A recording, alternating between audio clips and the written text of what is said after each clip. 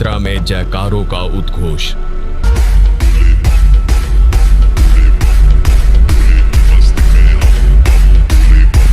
बम बम के नारों से उमड़ता ये जोश। बम का नाम भी गुंडा। बम बम। क्या यही है भक्ति, आस्था और विश्वास, या फिर बम के नारों से हो रहा है भगवान शिव का उपहास? संत रामपाल जी महाराज हिंदू देवी देवता की पूजा क्यों छुड़वाते हैं? आखिर ब्रह्मा विष्णु महेश पर क्यों है तकरार? ब्रह्मा विष्णु महेश को हम छुड़वा सकते हैं? हम कोई बालक हैं? संत रामपाल जी दिखा रहे सदग्रंथ बार बार। अब आपको दिखाते हैं श्री शिव पुराण के अंदर इतने ढेर सारे प्रमाण। मूर्ति पूजा मना करते हैं। मूर्ति बुरी नहीं, मूर्ति की पूजा गलत है। क्या है गलत और क्या है सही, मान्य होगा वही जो सदग्रंथों ने कही।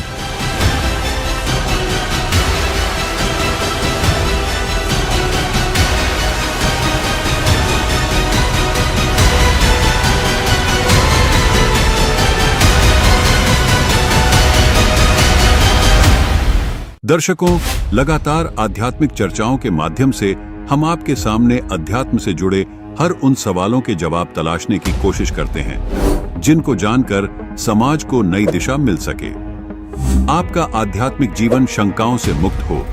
इस मुहिम को लेकर निकली हमारी टीम ने जिन सवालों को इस आध्यात्मिक बहस में उठाया वो आपके सामने है। आज हम उन तमाम सवालों को उठाएंगे और संत रामपाल जी के अनुयायियों से उन तमाम सवालों के जवाब जानेंगे, उनके प्रमाण देखेंगे, उनके तथ्यों को खोजेंगे कि संत रामपाल जी महाराज के अनुयायी और संत रामपाल जी महाराज जो दावा करते हैं वो दावा कितना खरा है और कितना सही है। तो मेरे साथ यहाँ पर संत रामपाल जी महाराज के अनुयायी हैं एक तरफ, और दूसरी तरफ है कुछ हिंदू धर्म के धर्मी लोग जो यहाँ पर एक आध्यात्मिक डिबेट करने आए हैं। उन सभी सवालों को उठाने आए हैं जो अक्सर समाज के मन में चलता है, जो आप सबके मन में अक्सर जो सवाल होते हैं, उन सब सवालों के जवाब आज हम संत रामपाल जी महाराज के अनुयायियों से जानेंगे। तो सबसे पहले मैं शुरुआत करूंगा, एक एक करके सभी सवालों को हम पूछेंगे और इन अनुयायियों से सभी सवालों के हम जवाब जानेंगे। तो चलते हैं सबसे पहले कुछ हिंदू धर्म के लोगों के पास और उनसे उन सभी सवालों के बारे में पूछते और जानते हैं। देखा आपने, जय श्री राम के उद्घोष के साथ वो अपने यहाँ पर सवाल पुटअप करने जा रहे हैं, अपनी बात रखने जा रहे हैं। नमस्कार सर। नमस्ते जी। सर, आप संत रामपाल जी महाराज के अनुयायियों से उनकी भक्ति, उनके ज्ञान और आपके मन में जो भी डाउट है उसके लेकर आप उनसे क्या पूछना चाहते हैं? सर, हमारा पहला क्वेश्चन ये है कि संत रामपाल जी महाराज एक हिंदू संत होते हुए, हिंदू धर्म से बिलोंग करते हुए, उनके तमाम अनुयायी हैं, सभी हिंदू हैं, फिर भी संत रामपाल जी महाराज हिंदू देवी देवता की पूजा के लिए क्यों छुड़वाते हैं? दर्शकों, पहला सवाल इस आध्यात्मिक चर्चा में निकलकर सामने आया है कि संत रामपाल जी महाराज हिंदू धर्म में पूजे जाने वाले देवी देवताओं की पूजा क्यों छुड़वाते हैं, जबकि ये भी खुद हिंदू हैं। क्या संत रामपाल जी महाराज ने धर्म बदल लिया है या फिर ये नास्तिक हो गए हैं? ऐसी बहुत सारी शंकाएं आपके मन में भी आ रही होंगी, लेकिन हमारी रिसर्च में जो निकलकर सामने आया उसे जानकर आप चौंक जाएंगे। सबसे पहले आपको ऐसी कुछ वीडियो क्लिप्स दिखाते हैं जिनको सुनकर हर किसी को यही लगेगा कि संत रामपाल जी महाराज देवी देवताओं की साधना छुड़वा रहे हैं। ये ब्रह्मा विष्णु महेश, रजगुण ब्रह्मा जी, सतगुण विष्णु, तमगुण शिव जी, इनकी पूजा नहीं करनी चाहिए। ब्रह्मा विष्णु महेश ये पूज्य नहीं है। पूज्य मीन ये पूजने योग्य नहीं है, भक्ति इष्ट रूप में इनकी भक्ति करने योग्य नहीं है। ब्रह्मा विष्णु महेश, रजगुण ब्रह्मा, सतगुण विष्णु, तमगुण शिव जी, जो इनकी पूजा करते हैं वो कभी मुक्ति प्राप्त नहीं कर सकते। दर्शकों, ये वीडियो देखने के बाद तो हर कोई यही कहेगा कि संत रामपाल जी महाराज देवी देवताओं की पूजा करने से मना करते हैं, यहाँ तक कि देवी देवताओं को मानने से भी इनकार करते हैं। क्या वास्तव में ऐसा ही है या सच कुछ और है? आज संत रामपाल जी महाराज के हर शब्द की गहराई को मापेंगे और इस सवाल की तह तक जाएंगे कि आखिर सच है क्या। दर्शकों, हमारी टीम ने तमाम धार्मिक शास्त्रों को खंगाला, संत रामपाल जी महाराज की पुस्तकों को जांचा और उनके वीडियो देखे। आखिरकार हमें इस सवाल का जवाब मिल ही गया, जो सवाल शंका रूपी कांटा बनकर आपके मस्तिष्क में चुभ रहा था। दर्शकों, हमारे मन में भी कुछ ऐसे ही सवाल चल रहे थे कि आखिर अपने हर वक्तव्य में शास्त्रों की बात करने वाला कोई संत देवी देवताओं को मानने से कैसे इनकार कर सकता है। अपनी हर दूसरी वीडियो में गीता जी खोलकर दिखाने वाला संत आखिर कैसे देवी देवताओं को छुड़वा सकता है। इन सब सवालों का जवाब खोजने में कामयाब रही हमारी टीम ने जो रिपोर्ट पेश की, वो आपके सामने है। सवाल था, क्या संत रामपाल जी महाराज देवी देवताओं की पूजा छुड़वाते हैं? जैसा कि सर आपने देखा कि इनका कहना है कि संत रामपाल जी हिंदू है और हिंदू होकर हिंदू धर्म के देवी देवताओं की पूजा छुड़वाते हैं। ये कहाँ तक सही है? जी, ऐसा बिल्कुल भी नहीं है। अब आप सामने प्रश्न कर सकते हैं कि ये अगर शंकर जी को मानते हैं, विष्णु जी को मानते हैं, देवी दुर्गा और गणेश जी को मानते हैं, तो इनसे पूछिए कि दिन भर में ये उनके कितने मंत्र करते हैं। आज संत रामपाल जी महाराज जी के आदेश हैं और निर्देश हैं कि प्रत्येक उनका भक्त, जो कि करोड़ों की जनसंख्या में है, ब्रह्मा विष्णु शिव जी, दुर्गा जी और गणेश भगवान के मंत्र, सभी देवी देवताओं के मंत्र संत रामपाल जी महाराज जी के शिष्य करते हैं। तो आप ही बताइए, जब संत रामपाल जी महाराज जी के भगत गणेश जी के, ब्रह्मा जी के, विष्णु जी के, शिव जी के, दुर्गा जी के मंत्र कर रहे हैं, तो कैसे छोड़ रहे हैं? उनको छोड़ नहीं रहे, बल्कि उनकी साधना शास्त्रों के अनुसार कर रहे हैं। यानी समाज में जो अफवाह है कि संत रामपाल जी महाराज देवी देवताओं की भक्ति छुड़ाने, क्या ये मात्र एक अफवाह है? जी, ये सरासर अफवाह है और संत रामपाल जी महाराज जी के विचार पूर्ण तरीके से ना सुनने के कारण ये अफवाह है और इसमें कोई भी सच्चाई नहीं है। दर्शकों, आइए देखते हैं इस बारे में संत रामपाल जी महाराज के आध्यात्मिक विचार। कई कहते हैं कि आपके गुरु जी तो ब्रह्मा विष्णु महेश को छुड़वाते हैं। ब्रह्मा विष्णु महेश को हम छुड़वा सकते हैं? हम कोई बालक है? तीनों देवा कमल दल बसे, ये ब्रह्मा विष्णु महेश, प्रथम इनकी वंदना फिर सुन सतगुरु उपदेश। उनका था कि ये तीनों देवा कमल दल में बसते, हमारे कमलों में, इन दलों में अंदर रहते हैं, और प्रथम इनकी वंदना, ये मंत्र जो करते हैं इनकी साधना करते हैं, और फिर सुन सतगुरु उपदेश, सतगुरु के ज्ञान को सुनो और उसका पूरा कंप्लीट कोर्स लो, तब ये बात बनेगी। दर्शकों, जवाब अभी अधूरा है, इसको थोड़ा विस्तार से समझना होगा। संत रामपाल जी महाराज देवी देवताओं की पूजा तो छुड़वाते हैं, लेकिन उनकी साधना अपने अनुयायियों से जरूर करवाते हैं। अब आप सोच रहे होंगे कि ये सब शब्दों का माया जाल है या हमारे अध्यात्म ज्ञान की कमी। क्या साधना और पूजा अलग अलग है? बिल्कुल। साधना और पूजा दोनों में बहुत फर्क है।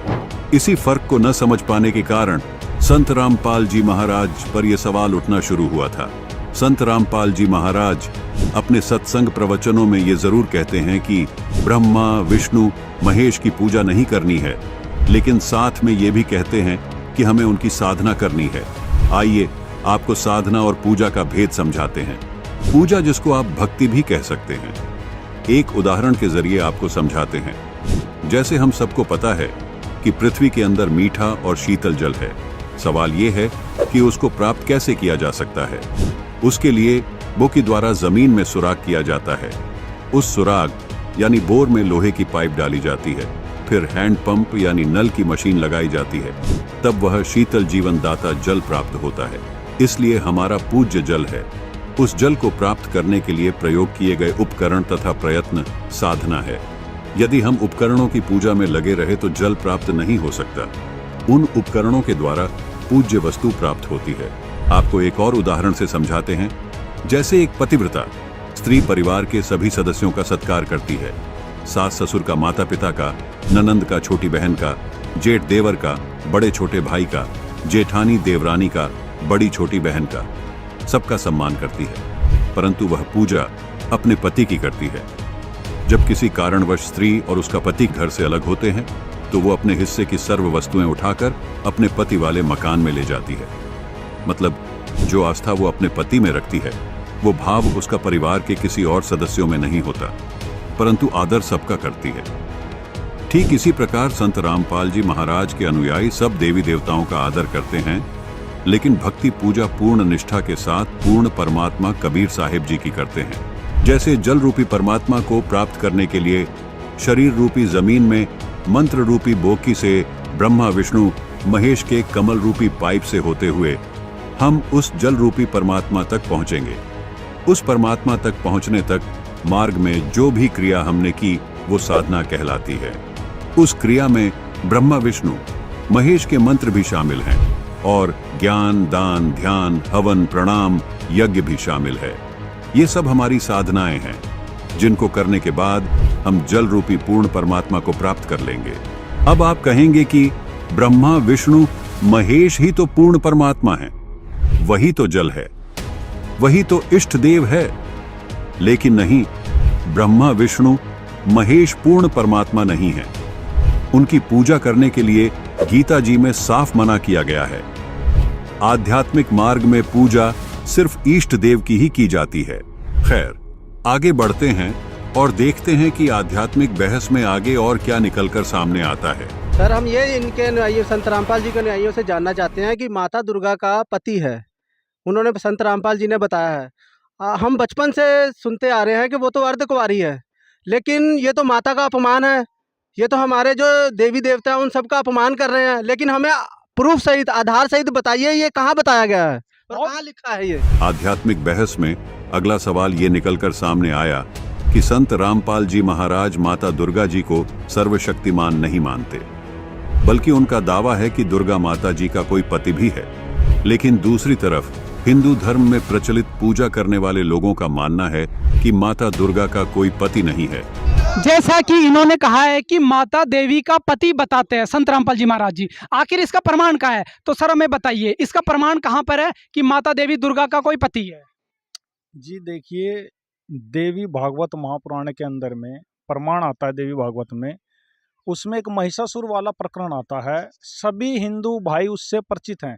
वो प्रश्न कुछ इस प्रकार है कि एक बार महिषासुर नाम का दैत्य जो था वह तीनों देवताओं को ब्रह्मा विष्णु शिव जी से युद्ध करके उनको परास्त करके हरा देता है। इस पे तीनों देवता और सारे देवता मिलके देवी दुर्गा से प्रार्थना करते हैं कि माता आप इस राक्षस से हमारा पीछा छुटाइए। देवी दुर्गा वहां पर आती है और युद्ध के लिए महिषासुर के सामने जाती है। महिषासुर वहां पे उनसे विवाह का प्रस्ताव रखता है। यह प्रकरण महिषासुर के अध्याय में हम आपको प्रमाण के लिए दिखाते हैं। देखिए, देख तो संत रामपाल जी के महाराज के अनुयायी प्रमाण के सहित ये बता रहे हैं, तो कैमरामैन को कहूँगा वो इनको प्रमाण दिखाए। ये देखिए, ये है श्रीमद् देवी भागवत, गीता प्रेस गोरखपुर से है और आप प्रमाण देखिए। इसमें एक प्रकरण है कि महिषासुर का मंत्रियों के साथ परामर्श करना और वासफल तथा दुर्मुख को भेजना, देवी के द्वारा वासफल और दुर्मुख का वध। इसमें देवी ने कहा कि ब्रह्मा विष्णु महेश इंद्र वरुण कुबेर एवं अग्नि तक को भी मैं पति बनाना नहीं चाहती। इन सब प्रधान देवताओं को छोड़कर किस गुण की विशेषता से मैं पशु को स्वामी बनाने का निंदनीय काम करूंगी। मैं पति को वर्ण करने वाली स्त्री नहीं, मेरे शक्तिशाली पतिदेव विराजमान है, मेरे शक्तिशाली पतिदेव विराजमान है। अब ये प्रमाण आप सबके सामने है। ये 18 पुराणों में से एक है। इसको सभी हिंदुस्तान में सभी हिंदू भाई बहन इसको सर्वप्रथम मानते हैं। क्या इससे ऊपर है इनका ज्ञान? क्या ये कोई आधार नहीं है? अब इससे ऊपर ये आधार किसको मानते हैं? अगर इसको भी नहीं मानते तो फिर इनका ज्ञान का आधार क्या है और ये किससे डिबेट करेंगे, क्या चर्चा करेंगे? दर्शकों, आइए देखते हैं इस बारे में संत रामपाल जी महाराज के आध्यात्मिक विचार। अपने आत्मा आपके समक्ष इतने ढेर सारे प्रमाण इकट्ठे करके दिखा करके तब ये मन स्वीकार करेगा, इस अज्ञान से हटेगा और ज्ञान को ग्रहण करेगा। अब आपको दिखाते हैं श्री शिव पुराण के अंदर जो कि ये दुर्गा इन तीनों की माँ है, ब्रह्मा विष्णु महेश की, और ये सदा शिव रूपी काल जो है, काल रूपी ब्रह्म, ये इनका पिता है। देखिए शिव पुराण गीता प्रेस गोरखपुर से प्रकाशित, केवल हिंदी वाली में। ये इसके हम आपको, ये गीता प्रेस गोरखपुर से प्रकाशित है। इसमें ब्रह्मा जी बता रहे हैं अपने पुत्र नारद को, ये संस्कृत शिव पुराण पृष्ठ 98 पे है। नीचे से अपने पुत्र नारद की यह बात सुनकर लोक पितामह ब्रह्मा वहाँ इस प्रकार बोले। ये 99वें पृष्ठ पर है और ये रुद्र संहिता का 6वां अध्याय है। ब्रह्मा जी ने कहा, ब्रह्मन देव शिरोमणे, तुम सदा समस्त जगत के उपकार में लगे रहते हो। तुमने लोगों के हित की कामना से बहुत उत्तम बात पूछी। ये सब बताते हुए कि सृष्टि की रचना किसने की, यहाँ आ जाते हैं।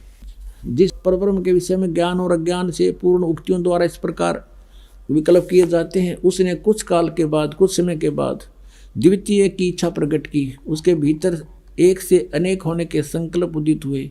तब उस निराकार परमात्मा ने अपनी लीला शक्ति से अपने लिए एक मूर्ति की कल्पना की। और जो मूर्ति रहित परम ब्रह्म है, उसकी मूर्ति कौन है? ये 100 पृष्ठ पर पढ़ रहे हम, 100 पृष्ठ पे भगवान सदाशिव हैं। ये काल है सदाशिव। अर्वाचीन और प्राचीन विद्वान उन्हीं को ईश्वर कहते हैं। उस समय एकाएकी रहकर सब इच्छा अनुसार विहार करने वाले उन सदाशिव ने अपने विग्रह से, अपने शरीर से स्वयं ही एक स्वरूप भूता शक्ति की सृष्टि की, जो उनके अपने श्रीअंग से कभी अलग होने वाली नहीं थी। उस पराशक्ति को प्रधान प्रकृति भी कहते हैं। उस दुर्गा को गुणवती माया बुद्धि तत्व की जननी और विकार रहित बताया गया है। वह शक्ति अंबिका कही गई है, उसी को प्रकृति दोबारा फिर कहा है। प्रकृति सर्वेश्वरी और त्रिदेव जननी नित्या और मूल कारण भी कहते हैं। सदाशिव द्वारा प्रकट की गई उस प्रकृति के 8 भुजाएं, ये प्रकृति दुर्गा को कहते हैं। कति स्पष्ट हो गया। वे जो सदाशिव हैं उन्हें परम पुरुष शिव, शंभु और महेश्वर कहते हैं। 101 पृष्ठ पर हम चल रहे हैं, रुद्र संहिता, गीता प्रेस, गौरव प्रकाश जी। वे अपने सारे अंगों पर भस्म रमाए रहते हैं। उन काल रूपी ब्रह्म ने एक ही समय, ये काल रूपी ब्रह्म है, ये काल रूपी ब्रह्म, ये काल है। काल रूपी ब्रह्म ने एक ही समय शक्ति के साथ शिवलोक नामक क्षेत्र का निर्माण किया। अब मैं क्या बताना चाहता हूँ आपको, वे प्रिय और प्रियतम रूप शक्ति और शिवा, ये पति पत्नी रूप में उस काशी में रहते हैं।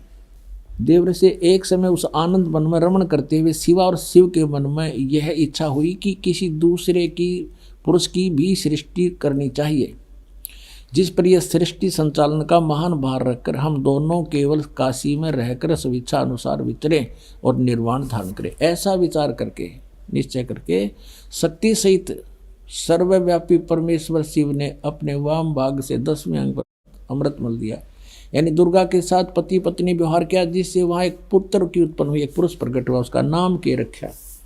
ये 102 पृष्ठ पर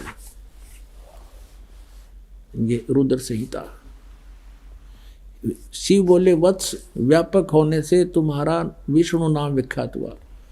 ये यहाँ 6वां अध्याय खत्म होगा रुद्र संहिता का। और 7वें में भगवान ब्रह्मा जी कहते हैं, देव से तत्पश्चात कल्याणकारी परमेश्वर सांब सदाशिव ने पूर्वोत प्रयत्न करके मुझे अपने दाहिने अंग से उत्पन्न किया। जिस प्रकार विष्णु किया वैसे मैं किया, मेरा बेहोश कर दिया। पुण्यात्माओं, ये स्पष्ट हो गया कि दुर्गा को प्रकृति कहते हैं। एक भक्त आता ग्वालियर से और बड़ा वैद्य है, वो वैद्य का भी कार्य करता है और अच्छा एज्ड आदमी, समझदार बुद्धिमान दिखे था। 3 साल से नाम ले रखा और इतना कुछ प्रमाण दास देता है। लेकिन कई बार ऐसा होता है कि अनुपस्थिति भी इसका कारण बन जाती है कि हम पूरे ज्ञान को ग्रहण नहीं करते। तो उसने कहा एक दिन 2 वर्ष नाम ले रखा था, उसके बाद कहता है कि आप गलत कहते हो। एक पत्र लिख कर दिया कि आप गलत कहते हो, दुर्गा को प्रकृति नहीं कहते, मैं नहीं मानता। मैं बोला, वह नहीं मानता तो यहाँ मत आकर, जब तुम मेरे पर विश्वास नहीं इस दास पे, फिर तिराने का यहाँ पर फायदा क्या। उसको हमने यहाँ से मना कर दिया आने को। अब फिर उसने दोबारा पढ़ा अच्छी तरह, किसी ने बताया कि आप गलत कह रहे हो, इसको पढ़ो, सारे प्रमाण दे रखे हैं, लिखा हुआ है। उसने फिर पढ़ा दोबारा, फिर वापस आया, अपनी भूल को स्वीकार किया और कहा मेरी गलती बन गई थी मुझसे और मैंने ध्यान से सुना नहीं, पढ़ा नहीं था। हमारा तो पुराना रंग चढ़ा हुआ था और वही आगे आड़े अड़ा रहा। पुण्यात्मा इतना प्रमाण देता है दास और फिर अज्ञान नहीं हटता। हद की बात है कितना ठोक ठोक कर रखा हमारे अंदर, यह ज्ञान ठोक रखा, हजारों वर्षों से ठोक रखा। अब हम पढ़ते हैं इस गीता जी को, प्रकृति दुर्गा को कहते हैं, और 14वें अध्याय के गीता जी के 3, 4, 5 श्लोक में ये स्पष्ट कहता गीता ज्ञानदाता कि ये प्रकृति यानी दुर्गा तो मेरी पत्नी है, सब जीवों की माता है, और मैं सबका पिता हूँ। इसके पेट में मैं बीज स्थापित करता हूँ गर्भ में, तब सब जीवों की उत्पत्ति होती है।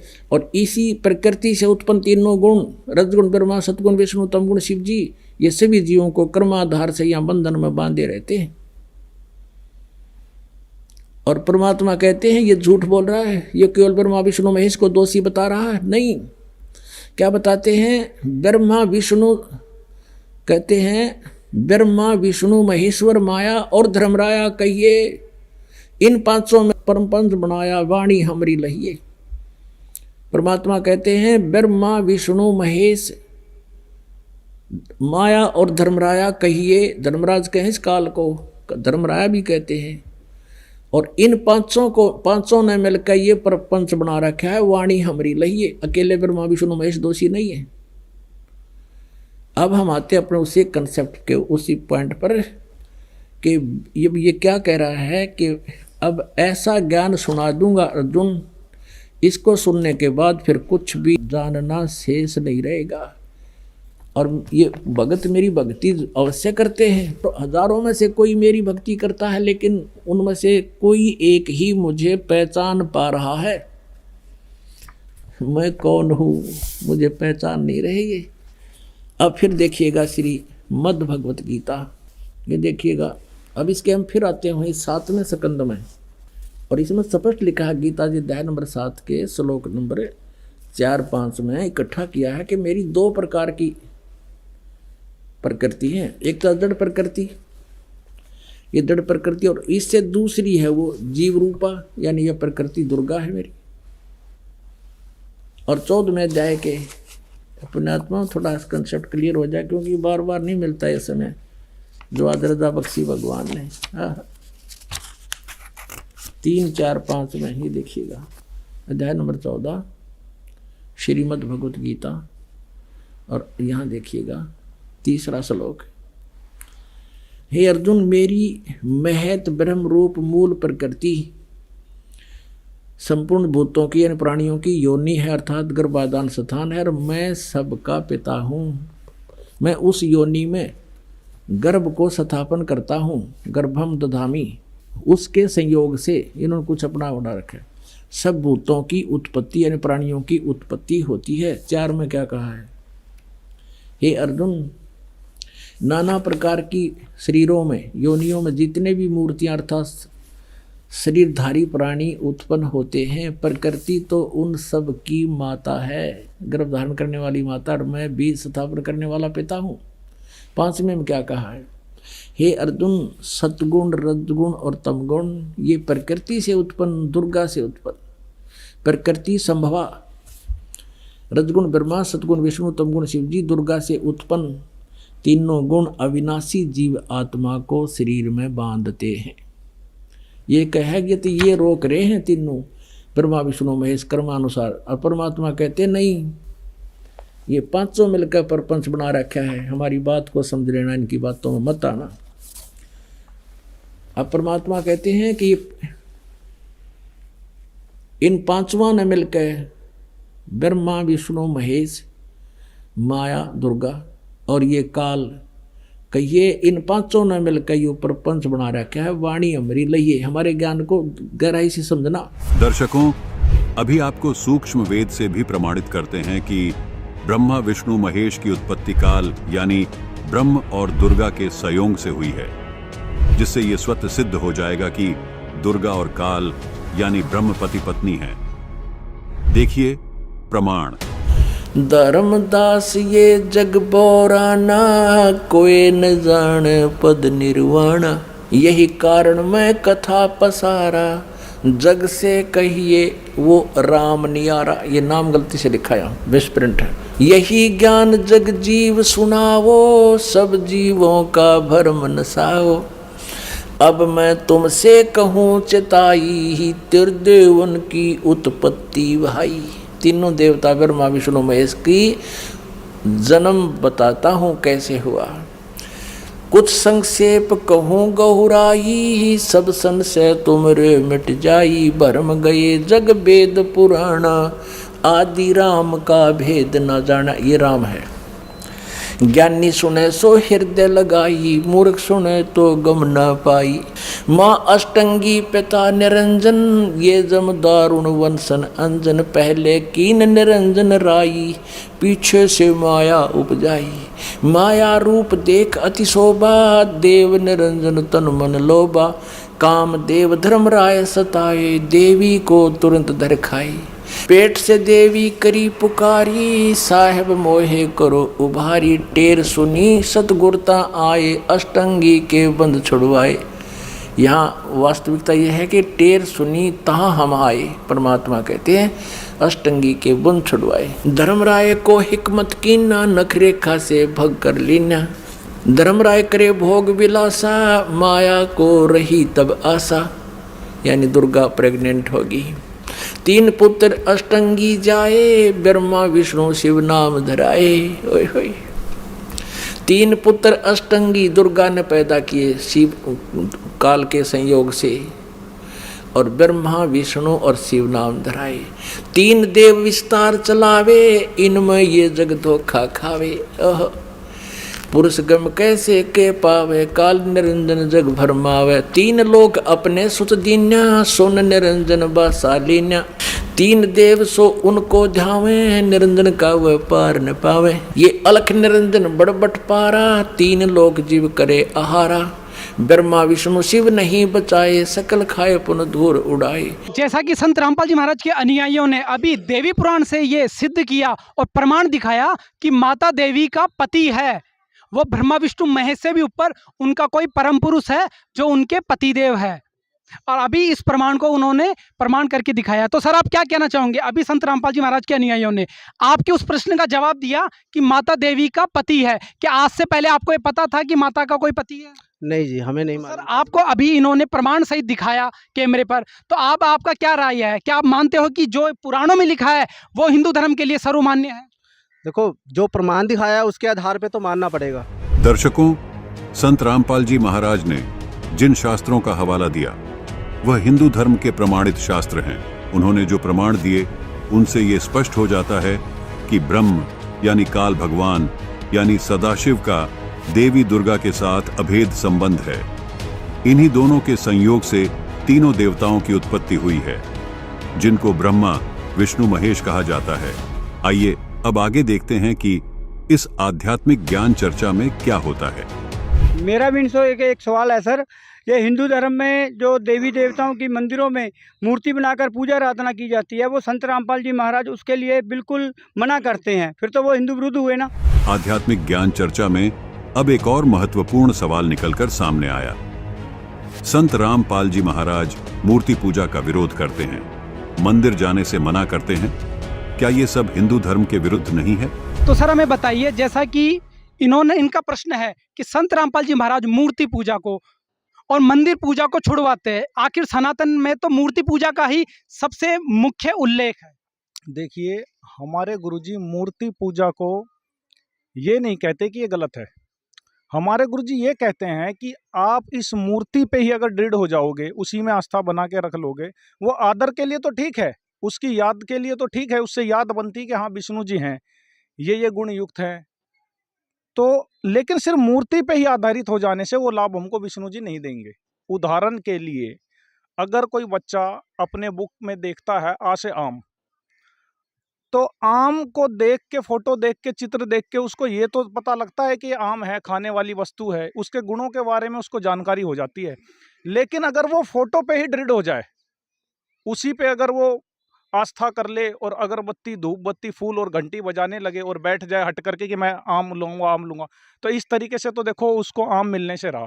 तो संत रामपाल जी महाराज जी बताते हैं कि भाई आम लेने के लिए आपको अलग से कमाई करनी पड़ेगी, फिर आप बार मंडी में जाओ, आम लेके आओ, फिर आप उस फोटो को रखो या फिर मत रखो, आपको वो आम वाले गुण जो है आम आपको प्राप्त हो जाएगा। ठीक इसी प्रकार जो हमारे भाई साहब कह रहे हैं मूर्ति पूजा के बारे में, हमारे गुरुजी कहते हैं कि उनकी फोटो देख के आपको उनकी याद तो बनी रहेगी, लेकिन आपको वो लाभ नहीं दे सकते उस मूर्ति से। आपको वो जो लाभ है गुरु बना के उनके यथार्थ मंत्र के जाप करने से वो लाभ आपको ऑटोमेटिक प्राप्त होगा। फिर आप चाहे मूर्ति रखो या ना रखो, उसका कोई प्रयोजन नहीं रह जाता। जैसा कि अनुयायियों ने बताया कि संत रामपाल जी महाराज मूर्ति पूजा को मना नहीं करते, अपितु मूर्ति पर ही आश्रित होना और मूर्ति के साथ कर्मकांड पूजा करने को मना करते हैं। इसी का आधार गीता और वेदों का उन्होंने दिया है। दर्शकों, आइए देखते हैं इस बारे में संत रामपाल जी महाराज के आध्यात्मिक विचार। पहले हमारे को किसी ने कुछ भगवान बता दिया, एक मिट्टी का रख दिया कोई खिलौना सा, ये तेरा भगवान, हमने वो ही मान लिया, क्योंकि हमें परमात्मा की चाह थी, आज भी है। अब जैसे मूर्ति रख दी भगवान की, श्री कृष्ण जी की, विष्णु जी की, तो हमने स्वीकार कर लिया। विष्णु जी के गुणगान उन्होंने सुनाए, हमें मान लिया। कहाँ से सुनाए उन्होंने विष्णु जी और ब्रह्मा शिव जी के गुणगान, गुण कहाँ से सुनाए? विष्णु पुराण से विष्णु जी के, शिव पुराण से शिव जी के। तो किसी ने बताया कि भगवान की मूर्ति है, इसी की पूजा से तेरा मोक्ष हो जाएगा, हमने वो भी शुरू कर दिया। तो ये भूल थी, ये गलत था। मूर्ति बुरी नहीं, मूर्ति की पूजा गलत है। मूर्ति का होना अनिवार्य है। मूर्ति से हमें प्रेरणा मिलती है। जैसे हम किसी सूरवीर की मूर्ति देखते हैं, चित्र देखते हैं, और उनके गुणों से हम परिचित होते ही हैं, तो गुणों से परिचित होने से उसकी मूर्ति देखते ही हमारे अंदर भी वैसा ही भाव बन जाता है। जैसे हम सेब की मूर्ति देखते हैं, आम का चित्र देखते हैं, आम की मूर्ति देखते हैं, तो हमारे अंदर उसके गुणों का ज्ञान होते ही उसको पाने की भी इच्छा बढ़ जाती है। तो ऐसे ही जो मूर्ति भगवान की, विष्णु जी की, शिव जी की, कृष्ण जी की, राम जी की, हमारे को हम जिसकी पूजा करते थे वो पूजा नहीं करनी थी, उसकी पूजा से हमें कोई लाभ नहीं होना था मूर्ति की। हमने उस मूर्ति वाले भगवान को पाना है। उस मूर्ति वाले भगवान को पाने से हमें उसके गुणों का, उन गुणों का गुण प्राप्त होंगे, उससे लाभ प्राप्त होगा। जैसे आम की मूर्ति है, सेब की मूर्ति है, हमने उस मूर्ति की पूजा से कोई लाभ नहीं होगा। वो तो इतना ज्ञान करा देगी कि ये सेब है, ये आम है, ये मीठा होता है, इसके ये गुण हैं। अब मूर्ति वाले सेब को ढूंढना पड़ेगा, ओरिजिनल को, तब हमारा पेट भरेगा। तो कबीर परमात्मा जी मूर्ति के विरोधी नहीं थे, मूर्ति पूजा के विरोधी थे। इन ढीठ लोगों ने हमें इतना रूढ़िवादी बना दिया कि हम केवल मूर्ति की ही उसी का घंटी वंटी बजा के, उसके तिलक तिलक ला के श्रृंगार करने में लगे रहते।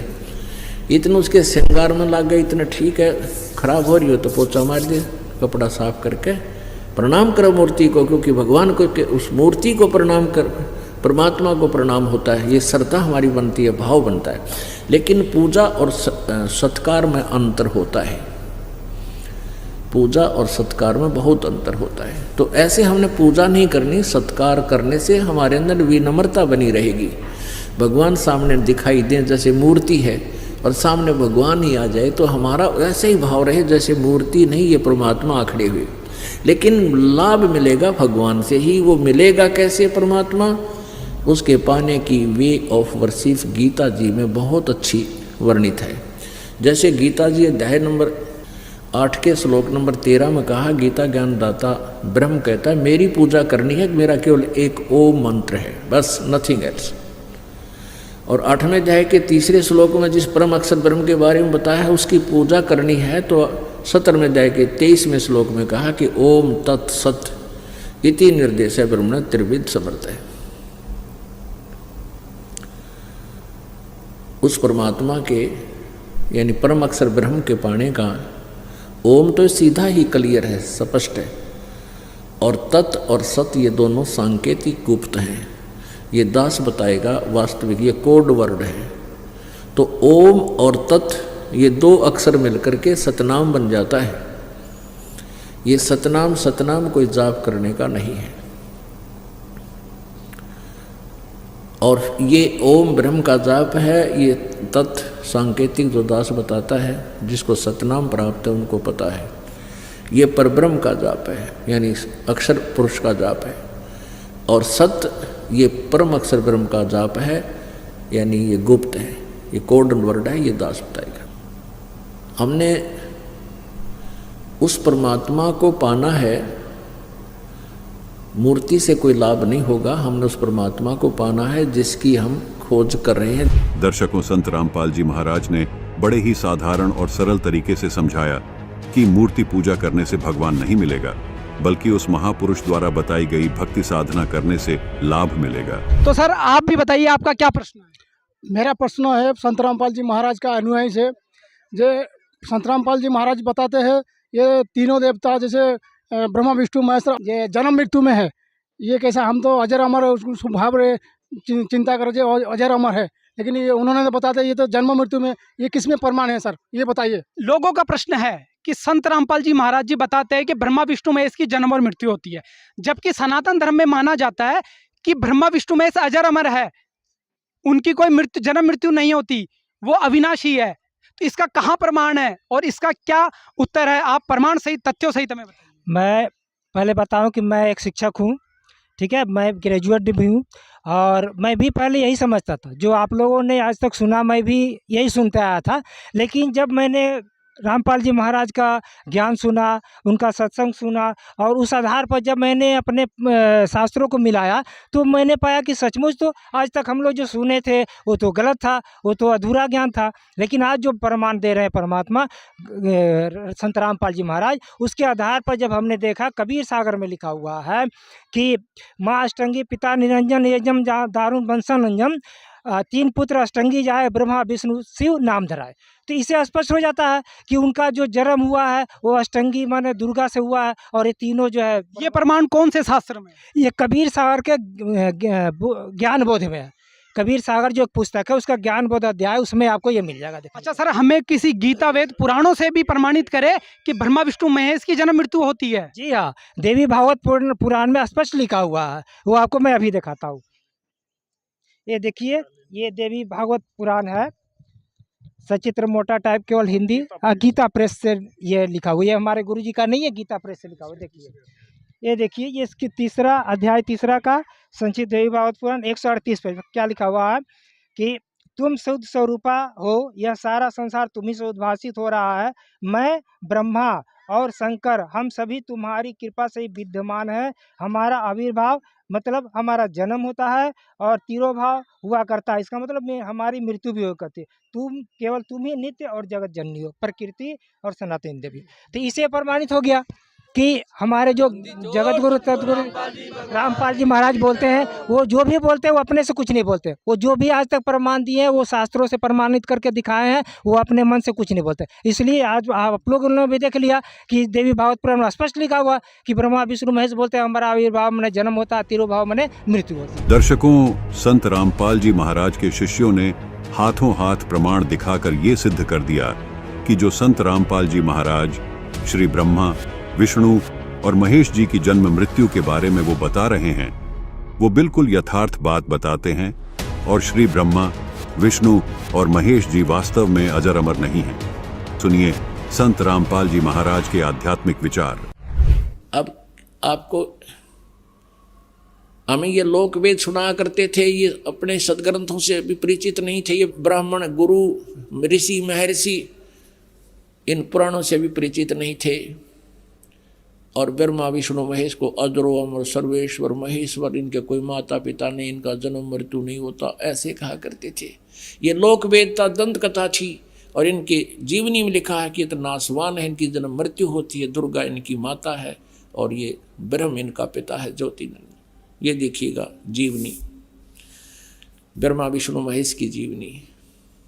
ये वही देवी भागवत गीता प्रेस गोरखपुर से प्रकाशित, संपादक हनुमान प्रसाद पोदार, चिमनलाल गोस्वामी। और देखना इस पे 123 पृष्ठ पे,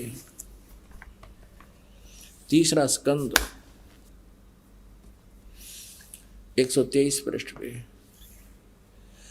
विष्णु जी अपनी माता दुर्गा की महिमा गा रहे हैं और अपनी सतीथि बता रहे हैं।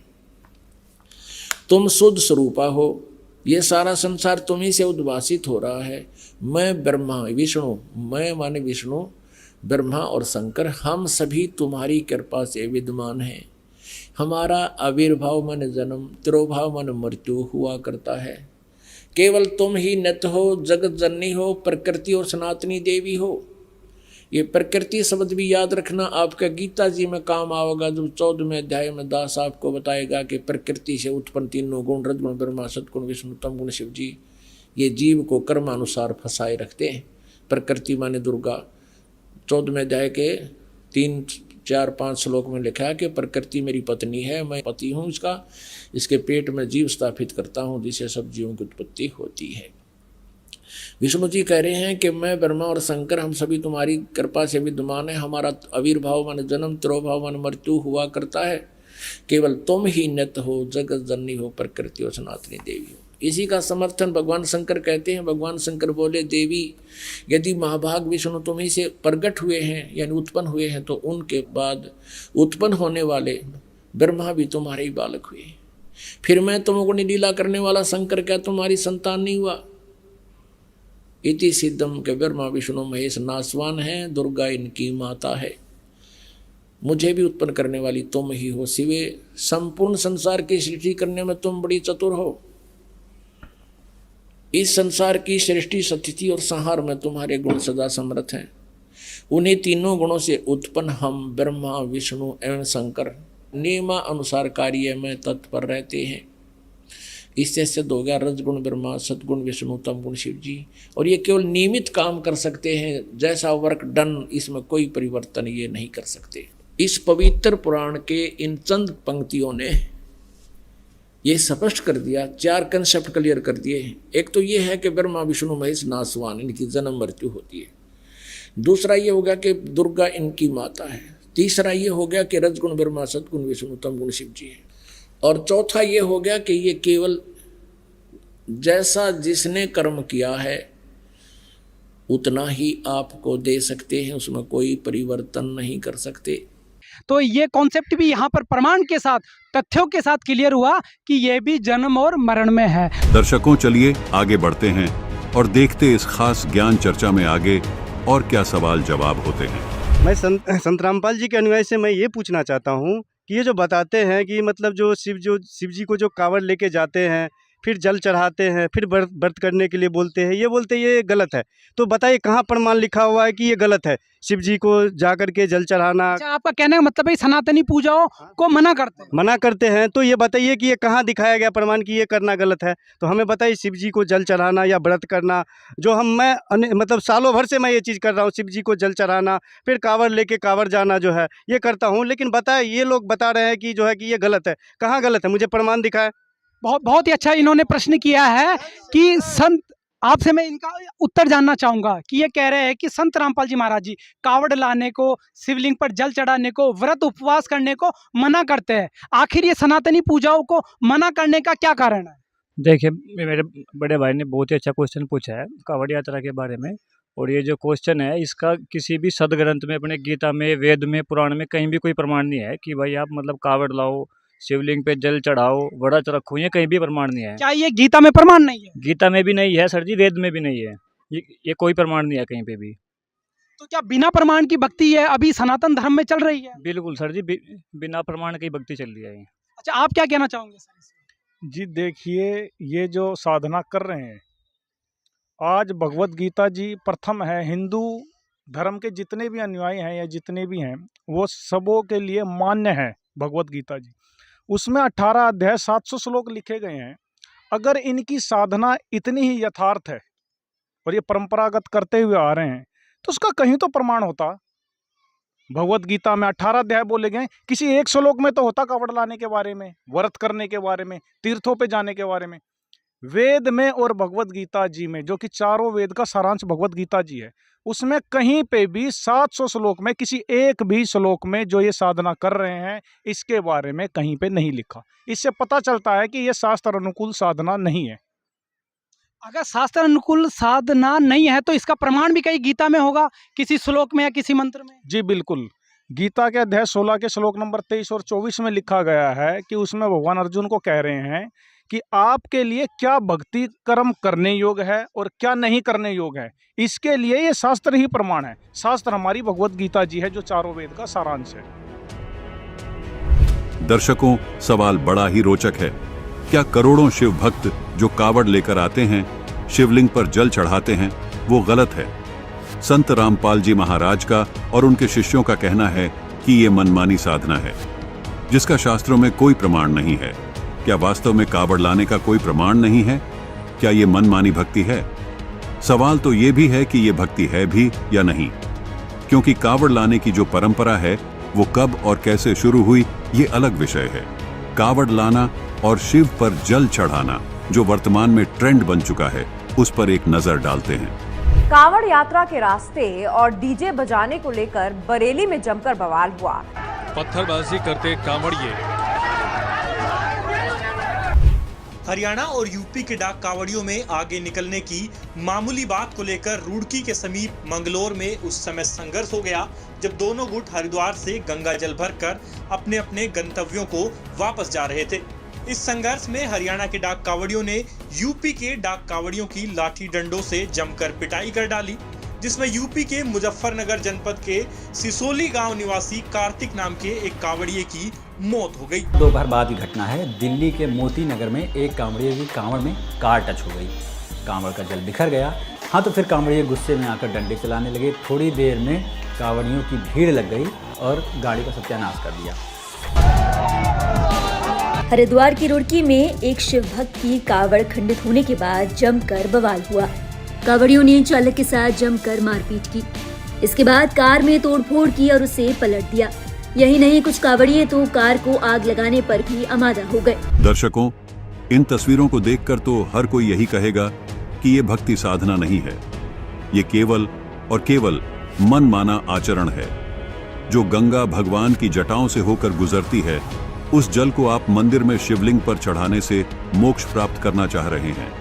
और इस बीच जो भगवान की भक्ति के नाम पर देखा जा रहा है, ये भी किसी से छिपा नहीं है। जबकि गीता अध्याय 16 श्लोक 23 और 24 में इस प्रकार की साधनाओं को शास्त्र विरुद्ध आचरण बताया है। आइए देखिए इस विषय पर संत रामपाल जी महाराज के आध्यात्मिक विचार। और सन्यासी शंकर को भूले बम्ब महादेव ध्यावे हैं। तेरा भैया कमाल कर दिया। आपने देखा होगा ये कावड़ लेवनी है, कावड़ लेने जाते हैं हरिद्वार तक, खासकर सावन के महीने में। और वहाँ से मेरे ख्याल में वो 2 किलो गंगा जल लेकर चले, गंगा का पानी जल। नंगे पैर बेचारे पैदल आओगे, कोई बस में बैठ कर ज़्यादातर पैदल जा जाते हैं। और वो भगवान शंकर के पुजारी बनकर जाते हैं। भगवान शंकर का जो नाम हम आपको देते हैं उससे लाभ देता है भगवान, वैसे नहीं देता। अब देखो, प्रत्येक इष्ट का अपना अपना एक गुप्त मंत्र है जिससे वो आकर्षित होते हैं। एक कोड वर्ड होता है, जैसे कुत्ते ने कुत्ता कुत्ता करें जा कति नहीं देखा है और उसको नहीं करते तो तुरंत देखता है। ऐसे ही प्रत्येक पशु के अलग अलग कोड वर्ड होते हैं। तो ऐसे ही इन भगवानों के भी ये कोड वर्ड हैं, जो विशेष मंत्र हैं जिनसे ये तुरंत आकर्षित होते हैं। वो मंत्र यथार्थ मंत्र हैं जो हम आपको देते हैं। तो वो क्या करते आते हैं, वहाँ से लेकर सावन के महीने में सूक्ष्म वेद में लिखा है कि सावन के महीने में तो शहर को भी नहीं जाना चाहिए सुबह सुबह किसी टाइम भी। यानी जितना हो सके कम से कम सफ़र करें सावन के महीने में, क्योंकि सावन के महीने में इतने जीव जंतु सूक्ष्म उत्पन्न हो जाते हैं, कदम रखते ही कई कई मरते हैं। और उस सावन के महीने में यू कार ने नया काम शुरू करवा दिया कि वहाँ से पैदल चलो गंगा से हरिद्वार से और अपने अपने घर तक आओ। तो उसमें कितने जीवन के पैरा तलम रहे हैं वो सारे उनके बैंक अकाउंट में लिख दिए जाते हैं पाप में। और पैया गंगा जल लेकर वो बता भगवान शिव जी का उस गंगा जल का भूखा है। और नाम लेते नहीं भगवान का, क्योंकि बम बम महादेव भी ना कहते हुए बम बम बम बम। अब उन कोई नो के नहीं है बम का नाम भी बुंडा, और वो मानना इसने मंत्र तक काल में हमारे को सारे ये उल्टे पाठ पढ़वा रखे हैं। और एक दूसरे ने कहेंगे ओ बोले चाल आगे ने, और बेबियर ने कहेंगे बोली चाल आगे। इन नोनी बेरा तुम के संज्ञा दे रहे हो निकम्यो, आप बोला बन रहे बेबियर बोली बना रहा। तो इसे हम कति ऐसे हो गए भक्ति में, कति -0 में पहुंच गए। अब इस -0 से ऊपर उठाने के लिए इस दास को कितना संघर्ष करना पड़ रहा है, लेकिन ये सफल होगा। ये यथार्थ ज्ञान है और इसी से जीव का कल्याण हो सकता है। कक्कड़ भांग तमाकू पीवे, बकरे काट तलावे हैं, सन्यासी शंकर को भूले, बम्ब महादे ध्यावे हैं।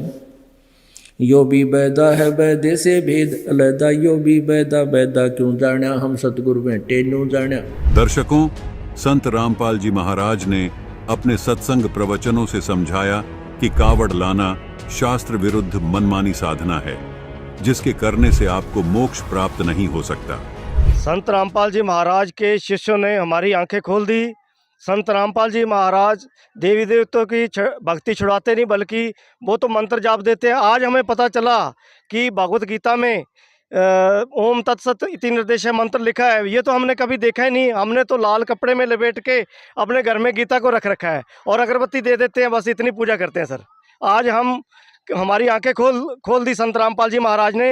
हम भी इनके आश्रम में आएंगे और आगे विषय में विचार करेंगे, नाम दीक्षा भी लेंगे संत रामपाल जी महाराज से। आप क्या कहना चाहोगे सर? हम ये कहना चाहेंगे, हम देखो शिवरात्रि पर साल में 2 बार हम मंदिर जाते थे, और मंदिर जाने के बाद पूजा पाठ करके हम घर पे आ जाते, लेकिन असली मंत्र तो संत रामपाल जी के अनुयायी करते हैं।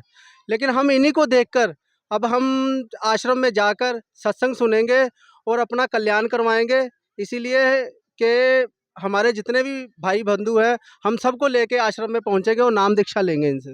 जो हिंदू धर्म के जो लोग हैं, गणमान्य लोग हैं, उन्होंने इस बात को स्वीकारा है कि आज तक समाज में जो अफवाहें फैली हुई थी कि संत रामपाल जी महाराज देवी देवताओं की भक्ति छुड़ाते हैं, उनकी पूजा छुड़वाते हैं और वो अलग ही भक्ति पूजा बताते हैं, जबकि ऐसा नहीं है। संत रामपाल जी महाराज अपनी जो भक्ति पूजा विधि है वो सनातन धर्म की पूजाओं से ही शुरू करते हैं और पूर्ण परमात्मा की भक्ति बताते हैं। यही प्रमाण अनुयायियों ने अभी गीता वेद पुराणों से खोलकर साबित करके यहाँ पर बताया है। और जो तमाम ये मेरे हिंदू धर्म के जो लोग हैं, इन्होंने भी इस बात को स्वीकार किया है कि आज प्रमाण को आंखों देखा है। कल तक उन्होंने अपने शास्त्रों को लाल कपड़ों में लपेटते हुए देखा है, आज उन्होंने आंखों देखा है, सभी शास्त्रों को खोल कर प्रमाण दिखाते हुए देखा है।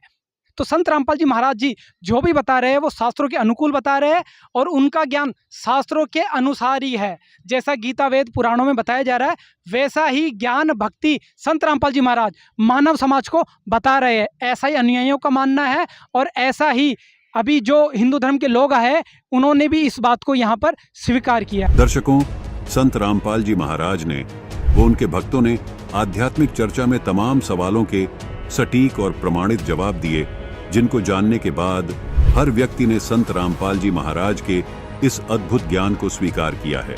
सर नमस्कार। नमस्कार जी। सर क्या नाम है आपका? अशोक सिंह लोधे ठाकुर। अशोक जी कहाँ से आए हैं आप? भिंड मध्य प्रदेश से। संत रामपाल जी महाराज से कब जुड़े आप? 2009 में। सर संत रामपाल जी महाराज से नाम दीक्षा लेने से पहले आप क्या भक्ति करते थे? शंकर भगवान की पूजा किया करते थे हम। शंकर भगवान की पूजा करने में हम शंकर भगवान की जो शिवलिंग होता है उस पर दारू चढ़ाया करते थे और स्तोत्र बोला करते थे। जटाटवी गलत जल प्रवाह पावित स्थले गले वलम विलंबिताम भुजंग तुंग मालिकाम डमट डमट डमन निनाद डमरवयम चकार चंड तांडवम तनो तुनय शिवय शिवम जटा स्वम ब्रह्म ब्रह्मण्य लिंप निर्झरी विलोल वीच वल्लरी विराजमान मूर्धन दगद गद गज्जल लाट पट्ट पावके किशोर चंद्रशेखरे रतिय प्रतिक्षणम धरा धरेन्द्र नंदिनी को चाग्र चित्र पत्र का प्रकल्पनय कसल्पने त्रिलोचने रतिर्मम नवीन मेघ मंडली दुरुद्ध दुर्धर स्पुर उत्कु निशीत नीतमय प्रबंधबद्ध कंधर निलिम्ब निर्झरी धर स्तनोत्कृत सिंधुर है कला निदान बंधुर है श्रियम जगत धुरंधर है प्रफुल्ल नील पंकज प्रपंच कालिम प्रभा वलंब कंठ कंदली रुचप्रबद्ध कंधरम स्मरच्छिदम पुरच्छिदम अवच्छिदम अखच्छिदम गजच्छिदांत कच्छिदम तमंत कच्छिदम भजे अखर्व सर्व मंगला कला कंदम मंजरी रस प्रभा माधुरी विद्रमणा मधुव्रतम स्मरांतकम पुरांतकम भवांतकम मखांतकम गजांत कांत कांतकम तमंत कांतकम भजे जयत्वद भ्रभ भ्रभ भृगमोस्मस्वाच दुर्गमत कर्म स्मृत कराल वाल हव्यवाट दिमिद मिद मुद्दन मृदंग तुंग मंगला ध्वनि क्रम प्रवर्तित प्रचंड तांड वैश्व त्रसिद्ध चत्र तल्प और भुजंग भक्त कसरजो रगरिष्ठ लोष्टो सुहृद पक्ष पक्ष हो तृणारविंद चक्षुषो प्रजामही महेंद्रो संप्रवृत कदा सदा शिवम भजाम्यम कदा निलिम्ब निर्जरी निकुंज कोट रेवसन विमुक्त दुर्मते सदा सर इष्ट मंजलिम वहन विलोल लोल लोचनो ललाम वाल लग्न का श्वेत मंत्र मुच्चरण कदा सुखी भवाम्यम इम नित्यमेव मुक्त मुक्त मुक्त मोक्तमम इष्टवम पठन स्मरण वर्णरो विशुद्धि मेति संततम हरे गुरु सुभक्ति मासु याति नाम यथागति में मोह नमि देहि नाम सुशंकरस्य चिंतनम पूजावसान समय दशवक्त्र गीतम वह सम पूजन परम प्रदोषे तस्य स्त्राम रथ गजेंद्र युक्ताम लक्ष्मी सहस्रमुखी प्रदास संभवा। ऐसी साधना हम किया करते थे शंकर भगवान की, और देवी के 108 नाम भी हम कंठस्थ कर रखे थे, और अगला स्तोत्र भी जानते थे, और कुंजका स्तोत्र का भी स्मरण करते थे, और भैरव के मंत्र भी हम बहुत सारे पढ़ा करते थे। इतनी सारी भक्ति करने के बावजूद भी हमको कोई लाभ नहीं मिला जीवन में। और जगत गुरु तत्वदर्शी संत रामपाल जी महाराज की जैसे ही हम शरण में गए तो 15-20 दिन में ही हमको वो लाभ प्राप्त होने लगे जो लाभ शायद ही किसी को इस पृथ्वी लोक में हुए हों, वो लाभ हमको प्राप्त होगी। संत रामपाल जी महाराज से नाम दीक्षा क्यों लिया आपने? हम शराब पिया करते थे और हमारे मित्र पहले से जुड़ चुके थे, और शराब में हम चोरी भी कर लेते थे, उल्टे सीधे काम करते थे, नाली में पड़े रहते थे। जो पहले के मित्र थे हमारे गुरुदेव से जुड़ चुके थे, उन्होंने हमसे कहा कि चलिए भाई साहब आप कहाँ पड़े रहते हो, आप सतलोक आश्रम बरवाला चलिए, और ऐसे गुरुदेव हैं बहुत ही अच्छे हैं जगत गुरु तत्वदर्शी संत रामपाल जी महाराज, उनसे जाकर के आप नाम दीक्षा ले लो, आपका जीवन सफल हो जाएगा। और हम जुआ खेला करते थे, इसलिए एक दिन अचानक ऐसे ही हम जुआ हार गए, मेरी जेब में कोई पैसा नहीं रहा, कोई पैसा नहीं रहा। तो उस भगत ने, वो था पहले वाला मित्र हमारा जो भगत बन चुका था गुरुदेव जी का, उसने ही किराया दिया और हमको जींद स्टेशन पे उतारा ले जा करके, और हमको जगत गुरु तत्वदर्शी संत रामपाल जी महाराज की वहाँ गाड़ियाँ खड़ी थी, वो हमको फ्री ले गईं। जब हम वहाँ पर पहुँचे तो वहाँ हमने देखा जगत गुरु रामपाल जी महाराज के यहाँ ऐसी व्यवस्था थी, वहाँ हमने बहुत अच्छा भंडारा खाया। तो हम शंकर भगवान की भक्ति किया करते थे, रावण का शिव तांडव भी हमने याद कर रखा था, दुर्गा देवी के 108 नाम भी याद कर रखे थे। जब गुरुदेव जी ने वहाँ पे अपना ज्ञान सुनाया तो हमने कहा ये कौन सा ज्ञान लेके आए हैं, और कबीर को इनने ऊपर कर दिया और हमारे शंकर भगवान को नीचे कर दिया। जब हमने वहाँ पर देखा और समस्त शास्त्रों को अपने घर पे आकर के मिलाया जो गुरुदेव जी कह रहे थे, और वो पुस्तक एक पहले चलती थी भक्ति सौदागर को संदेश, जगत गुरु तत्वदर्शी संत रामपाल जी महाराज की, उस भक्ति सौदागर संदेश में जो लिखा था उसको हमने समस्त शास्त्रों से मिलाया। समस्त शास्त्रों से मिला करके तो हमने कहा ओ तेरा भला परमात्मा आए हुए हैं जगत गुरु तत्वदर्शी संत रामपाल जी महाराज, ये ज्ञान तो कभी किसी ने नहीं दिया, ये ज्ञान दे रहे हैं जगत गुरु। तो इन्हीं की शरण में रहने से हमको बहुत अच्छा लाभ होगा, और बीड़ी पुड़िया तम्बाकू खाने से सारे हमारे दांत खराब हो गए थे, और हृदय में भी दर्द हुआ करता था, क्यों हम सिगरेट पीते थे, गांजा भी पी लेते थे लोगों के साथ में। और जगत गुरु तत्वदर्शी संत रामपाल जी महाराज की बदौलत वो सारे व्यसन हमारे छूट गए, और ऐसी भक्ति मिली कि समस्त शास्त्रों का प्रमाण देख करके और हमने जगत गुरु तत्वदर्शी संत रामपाल जी महाराज की भक्ति करी, तो भक्ति से हमको बहुत सारे लाभ प्राप्त होने लगे। हम आपसे ये जानना चाहेंगे कि संत रामपाल जी महाराज से नाम दीक्षा लेने के बाद आपको क्या क्या लाभ मिले? जगत गुरु तत्वदर्शी संत रामपाल जी महाराज के हमें नाम दीक्षा लेने के बाद हमको क्या क्या लाभ प्राप्त हुए, उनकी हम गणना आपको गिनाएं तो यहाँ बहुत ही कम पड़ जाएगी। प्रथम तो हमको एक बार जब हमको दूसरा नाम परमात्मा ने दे रखा था जगत गुरु तत्वदर्शी संत रामपाल जी महाराज ने, तो एक बार हमको क्या हुआ कि करंट लग गया। मैं घर पे चक्की चलाता हूँ, आटा चक्की, तो आटा चक्की में से हमको जैसे ही करंट लगा, करंट लगने से हम पट्टे में लपट गए, और पट्टे में जैसे ही हम उसमें अंदर चले गए तो हमारा ये कान और हमारी ये हड्डी, अस्थि, पंजर सब हमारे टूट गए। मैंने सब, मेरी रोटी भी जो खाना खाया था वो भी मेरा बाहर निकल आया। तो मैंने कहा परमात्मा अब तो हम यहाँ से जाने वाले हैं, परमात्मा अगर आप चाहते हो, जन्म मरण से मुक्ति दिलाना चाहते हो, तो हमने सतनाम का स्मरण किया, परमात्मा आप हमको यहाँ से पार कर ले चलो, अब तो बस यहाँ जी लिए। हमारा पूरा घर नामदानी हो चुका था, अमृत जल डाला गुरुदेव जी का, और जो प्रसाद देते वो खिलाया, तो हमारी अमृत जल डालने से हमारी जो है सांसें लौट आई। तो परमात्मा यहाँ कहते हैं कि वह अपने कोष से, वेदों में प्रमाण है कि वह परमात्मा अपने कोष से अपने भक्त की आयु भी बढ़ा देता है। तो उन्होंने हमारी आयु भी बढ़ा दी और भक्ति बरकरार रखने के लिए हमको जीवन दान दिया परमात्मा ने। अब हम इससे ज़्यादा क्या कहें। जगत गुरु तत्वदर्शी संत रामपाल जी महाराज परमात्मा के रूप में आए हुए हैं। सर, हम अपने बच्चा छोटा था हमारा, तो वह भक्ति कम करता था। नाम उपदेश तो उसने ले लिया था, लेकिन भक्ति पर उसका दिमाग कम लगता था। तो मोटरसाइकिल से जा रहा था, जीन्स का पैंट पहने हुए था। तो अचानक हम भक्ति ज़्यादा करते हैं, घर पे अपने लगे रहते हैं, तो कुछ लोग, वो छोटा बच्चा था तो वह ज़्यादा जो है कहता था, पापा जी आप भक्ति करते रहते हो। तो अब वो एकदम मोटरसाइकिल से उसका ऐसा एक्सीडेंट हुआ, उसका पैंट पूरा जीन्स का फट गया, पूरा जीन्स का पैंट फटा। परमात्मा ने अध पर ले लिया। लौट करके आके कहने लगा, पापा जी आपके गुरुदेव जी ने तो आज हमको बचा लिया। जगत गुरु तत्वदर्शी संत रामपाल जी महाराज परमात्मा के रूप में आए हुए, अब हम भी भक्ति किया करेंगे। तो छोटा बच्चा भी लाइन पे आ गया और उसको जो जीवन दान परमात्मा ने दिया। एक जीवन दान हमारा बड़ा बच्चा रायपुर में रहता है, तो मोटरसाइकिल से जा रहा था अपने सेठगी से। तो मेरे बच्चा जो है मोटरसाइकिल से, बड़ी मोटरसाइकिल थी, उससे ऐसा गिरा कि ऐसी कट थी, इतनी भयंकर कट थी कि कहने लगा कि पापा जी पता नहीं है हमको वहाँ परमात्मा ने कैसे ले जाके बिठा दिया उस, वो पुलिया कहते हैं, पुलिया में भीतर, वो मोटरसाइकिल चूरमा बन गई। और चूरमा बनने के बाद मेरे बड़े बच्चे को भी परमात्मा ने जो है जीवन दान दिया। जगत, हाँ, नशा करता था वो छोड़ दिया। और सारे व्यसनों से हमारे समाज में जो हमको बुरी दृष्टि से देखते थे, वो लोग अच्छी दृष्टि से देखने लगे कि अशोक सिंह नरवरिया अब आलमपुरा गांव का बहुत ही सुधर चुका है और बहुत ही जगत गुरु तत्वदर्शी संत रामपाल जी महाराज के शरण पहुंचने के बाद इसको बहुत सारे लाभ हो रहे हैं। सर, भगत समाज को क्या संदेश देना चाहेंगे? जगत गुरु तत्वदर्शी संत रामपाल जी महाराज परमात्मा के रूप में इन्हीं के चोले में आए हुए हैं और इनसे नाम दीक्षा लें और अपना जीवन कृतार्थ करवाएं, जन्म मरण रूपी इस रोग से मुक्ति पाएं।